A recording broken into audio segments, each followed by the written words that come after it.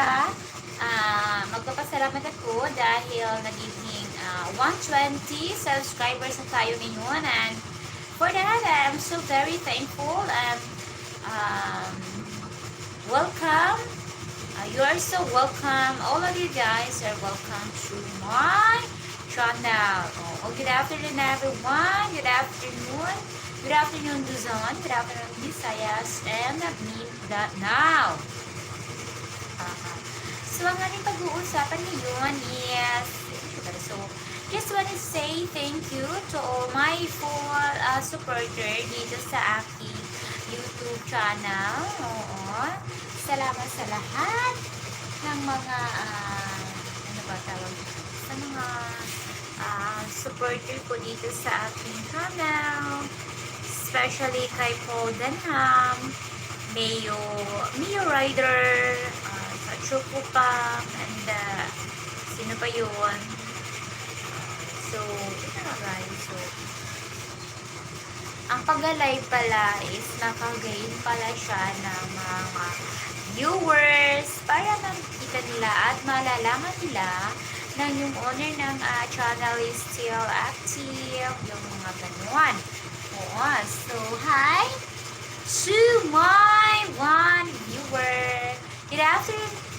Good afternoon. Oh, good afternoon in the Philippine time. Good afternoon here. I was really don't know kung anong oras in the other party. I think that is good morning or yeah, I think good morning.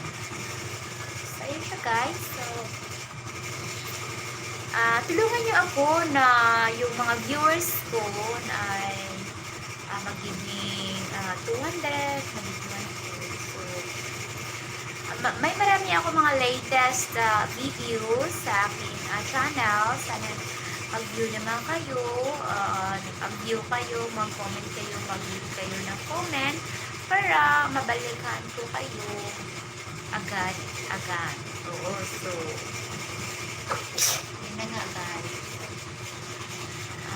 Ano bang dapat natin i-usapan? Since today is yun nga, so minsan nakakapagod din mag-iisip ng mga mai-content natin sa ating pag-vlog, kahit na minsan para nawawalan yung gana. So pwede lang mapagod pero hindi pwedeng huminto. Once kasi hinto tayo, parang baliwala na yung mga effort natin na ginagawa natin na nagpupuyat tayo. Kaya dapat hindi natin yan isipin na ay so minsan ako iniisip ko ay napapagod na ako. Meron pa talagang tira dito sa YouTube. Magpapasama ba kaya ako dito? Yung mga ganun na mga thoughts ba? Pero, iniisip ko, pag ganito, ay, kung nagagawa ng ibang tao sa iba, dapat gawin din natin, di ba? Mga ganun.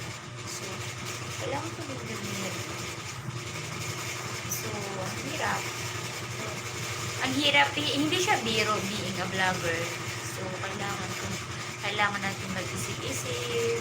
Minsan, kaya napapansin nyo, may nagsasabi sa akin na hindi naman talagang pagandahan yung mga video ko.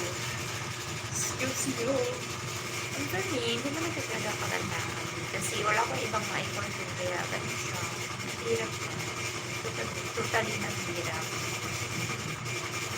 Mahirap naman talaga maghanap ng mga content dahil nakapag small channel pa lang tayo.